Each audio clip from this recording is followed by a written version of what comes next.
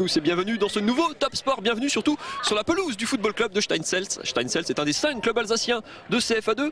Un tout petit, un promu qui a failli accrocher l'exploit contre Vesoul, le leader invaincu jusqu'à présent de cette CFA2. Le CFA2, un enfer pour certains clubs comme le Racing, un paradis ou presque pour Steinselz. 650 habitants au dernier recensement. Promu, petit club, petit terrain, petit budget, tout petit budget, mais un cœur gros comme ça. On va parler des Bleus de Steinselz dans quelques instants. On parlera également dans cette émission des Verts, de Gris, c'est en basket bien sûr, et d'un violet, un handballeur du Célestat Alsace Handball, Frédéric Beauregard, au parcours pour le moins atypique. Un top sport tout en couleur donc, et on commence par le résumé de ce match entre Steinselz et Vesoul. Quand Steinselz, qui n'avait pas marqué depuis 5 matchs, reçoit Vesoul, leader invaincu, on craint le pire pour le petit poussé alsacien du championnat. Crainte justifiée après seulement 8 minutes de jeu, quand sur ce coup franc, le centre contré d'Abda trouve Matip qui ouvre le score pour les visiteurs. Mais les Bleus ne vont pas douter bien longtemps et égalisent 3 minutes plus tard. Après un beau mouvement collectif et familial, Hervé Juncker trouve son frère Thierry qui fête son retour sur les terrains d'une belle frappe en pleine lucarne. Sans complexe, les Alsaciens se montrent les plus tranchants. Kremer puis Mazeran sèment la panique dans l'arrière-garde de Vesoul. Paradoxalement, cette équipe est plus à l'aise devant que derrière, où elle commet des erreurs qui lui coûtent cher. La passe en retrait d'Olivier Franck n'est pas assez appuyée et profite à Matip, qui devance Sébastien Stroll et réussit le doublé. Stroll qui évite le break quelques minutes plus tard sur ce coup franc et dont les coéquipiers ne baissent pas les bras. Juncker puis Kremer sont tout proches de l'égalisation qui finit par tomber à 5 minutes de la pause. La frappe d'Olivier Franck n'est que repoussée.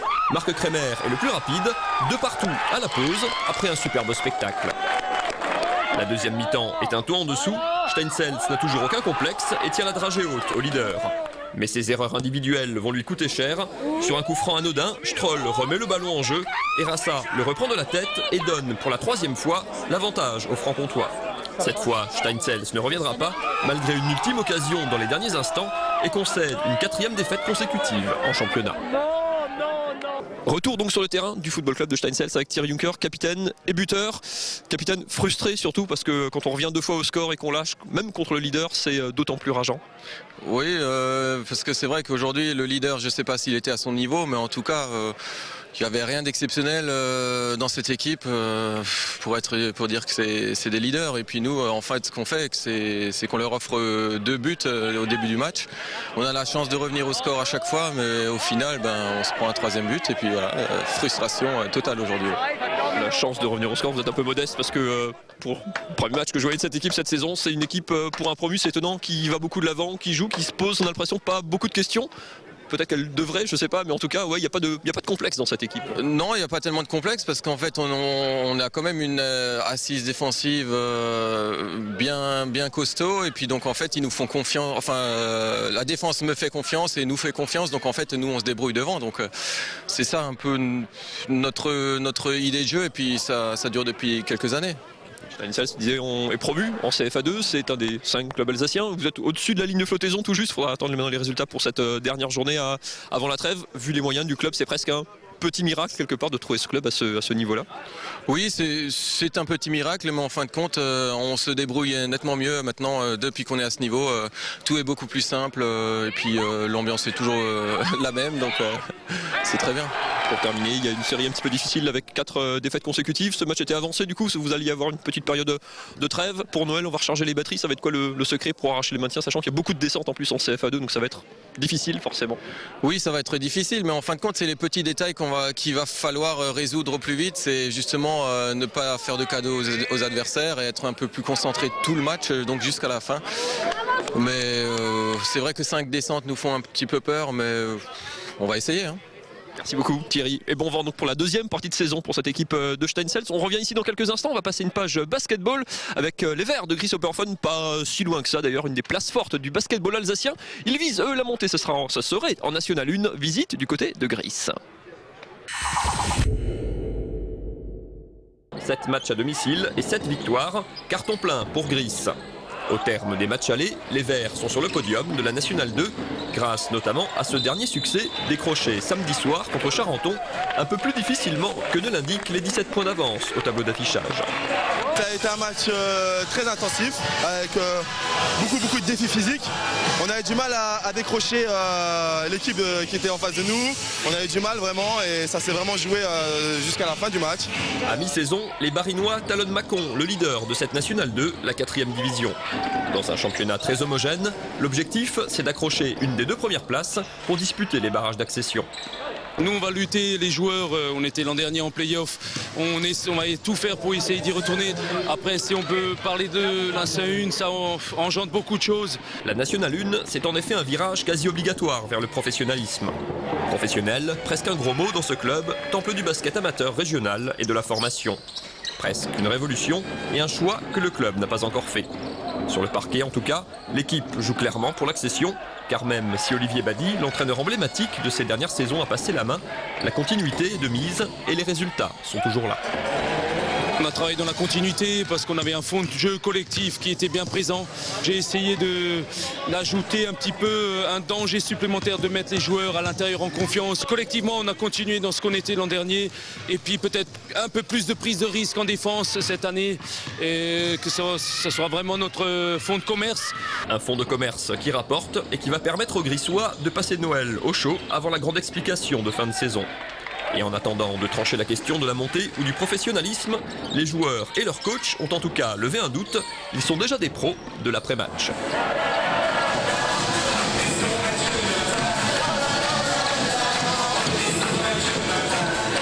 Et retour sur le terrain du football club de Steinselz avec Lucien Stor, entraîneur emblématique, l'entraîneur de la montée du club de l'Outre-Forêt. Match, comme votre capitaine tout à l'heure, match frustrant parce que quand on accroche le leader, il y avait 2 partout à la mi-temps et qu'on s'incline, pas sur la fin, mais d'un but comme ça, après avoir malmené le leader, il y a beaucoup de choses sûrement positives à retenir, mais c'est difficile quand même. Oui, non, naturellement, dans les premiers instants, c'est frustrant, c'est sûr. Mais bon, moi, je suis déjà dans le positif et je retiens les progrès qu'on a fait par rapport au dernier match. Et là, on était de nouveau l'équipe de Steinselz qui veut attaquer et qui joue en football offensif, qui veut marquer des buts, ce qu'on n'avait plus ces 2 derniers matchs. Il y avait une panne offensive, c'est vrai, c'est un peu votre marque de fabrique, la marque de fabrique de cette équipe, ce côté offensif qui est rare pour un promu souvent, enfin en football en particulier, mais quels que soient les sports, les promus ont plutôt tendance à un peu bétonner derrière, et puis on verra bien ce qui peut arriver devant. Bon, ça a toujours été notre force, hein, déjà en division d'honneur, on avait presque régulièrement la meilleure attaque, aussi très souvent aussi la plus mauvaise défense. Donc on a corrigé, c'est ça d'ailleurs qui nous avait permis de monter en division d'honneur et on ne voulait pas perdre cette valeur du jeu offensif.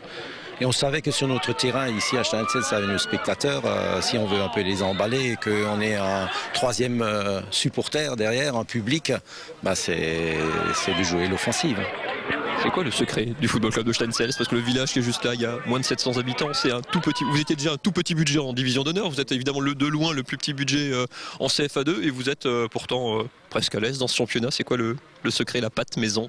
La patte, c'est déjà bon d'être stable, d'avoir une ossature de joueurs et aussi de dirigeants qui sont stables.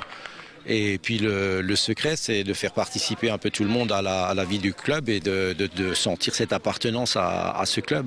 Donc les meilleurs joueurs, on a toujours réussi à les conserver. Et puis notre politique après d'attirer des jeunes joueurs et de les faire progresser sur 2-3 ans, ça nous a réussi. Et puis là, cette année, vous le voyez aussi, il y a des joueurs qui jouaient 3-4 divisions en dessous et dont on arrive à produire quelque chose. C'est ça un peu notre secret. Merci beaucoup, Lucien Stor.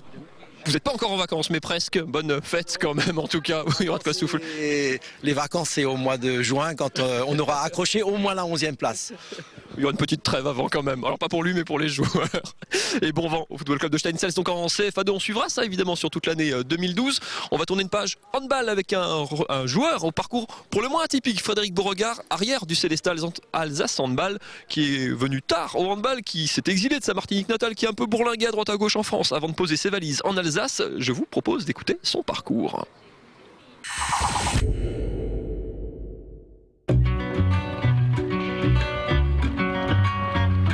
Après avoir quitté sa Martinique natale, bourlingué vers Villeurbanne et Aurillac, Frédéric Beauregard a fini par poser ses valises en Alsace. 2 années à Strasbourg sous le maillot de la Robertso, puis 3 ici à Célestat feront bientôt de lui le plus alsacien de l'équipe.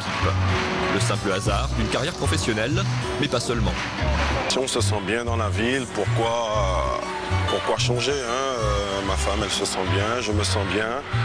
J'ai des amis ici et puis l'ambiance qu'on a à Sélestat aujourd'hui, on ne le retrouve pas non plus dans tous les clubs, quoi. Frédéric Beauregard est arrivé au handball sur le tard. Il commence à jouer à 15 ans. Rapidement repéré, il fait 2 ans plus tard le choix de traverser l'Atlantique, direction la métropole et Villeurbanne pour tenter de percer. Un choix difficile à seulement 17 ans. Difficile surtout pour les parents. Parce que c'est toujours dur pour des parents de laisser partir leur enfant loin de la maison comme ça. Et je pense que pour mes parents, c'était plus dur que moi. À Villeurbanne, alors en première division, il fait ses classes et effleure le haut niveau. La suite, c'est Aurillac en D2, mais avec un temps de jeu encore limité, avant le Grand Paris, descendre encore d'une division pour espérer rebondir. Ce sera à la Robertso en 2007. Pour moi, c'était une période vraiment charnière. Quand on redescend de niveau comme ça, en N1, il fallait pour moi automatiquement faire une belle saison. Paris gagné, sous le maillot vert de la Robe, ici contre la réserve de Sélestat en coupe. Frédéric Beauregard devient bobo et fait parler ses qualités. Celle d'un physique de handballeur moderne, 1m95 pour 100 kg et surtout une belle efficacité en attaque. Nous sommes en 2009, le voilà mûr pour monter en D2 où Sélestat vient justement d'être relégué.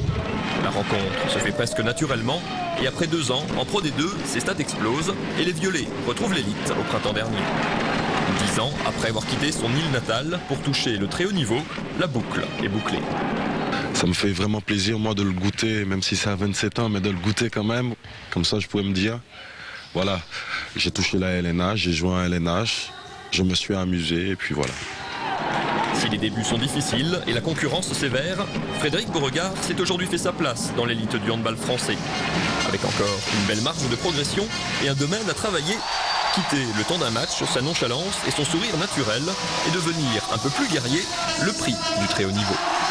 Ça me joue par moments défaut justement pour être un peu plus rugueux. C'est vrai qu'il faudrait que j'ai cette nervosité un peu plus sur le terrain, me transcender un peu plus. Pour l'instant, avec mon caractère, ma façon de faire, ça passe.